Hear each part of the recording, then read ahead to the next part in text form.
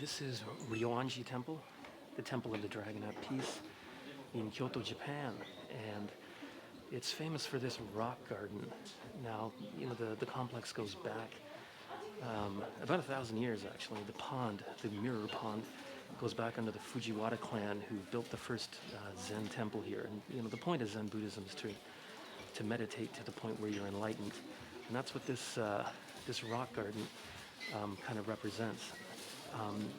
Now, essentially, the first, Zen temple here was built by the Fujiwaras, but in 1450, a powerful clan called the Hosokawa under Katsumoto, he actually built Ryoanji, and so here we have this rock garden. We don't know who built it, but it does epitomize, Zen, right? So basically, you sit here in constant meditation and try to reach enlightenment. And there are 15 rocks here, but you can only see 14 from any given vantage point, meaning if you can see the 15th, you've become enlightened.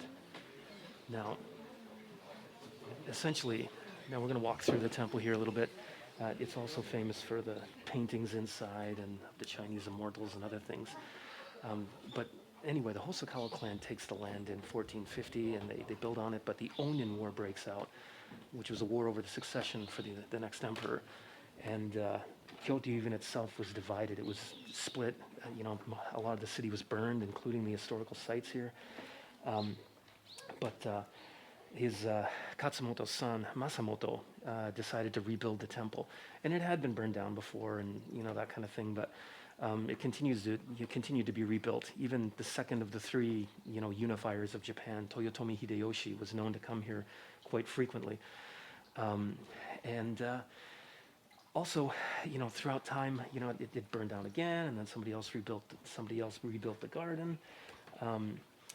So it's been kind of protected, aside from when state Shintoism came into effect in the late 1800s, when, some argue Buddhism was persecuted, others, say that they were just separated from the Shinto religion. It's a tough one because quite often you see, a temple or a shrine within a temple complex. And even here at Ryoanji, there's a couple of small shrines by the pond. But yeah, the idea is, you reach enlightenment. Now, we don't know who actually built the garden. Some say it was a monk. Some say that it was professional gardeners, maybe a mix of the two. Probably because of the Onin War and the fires.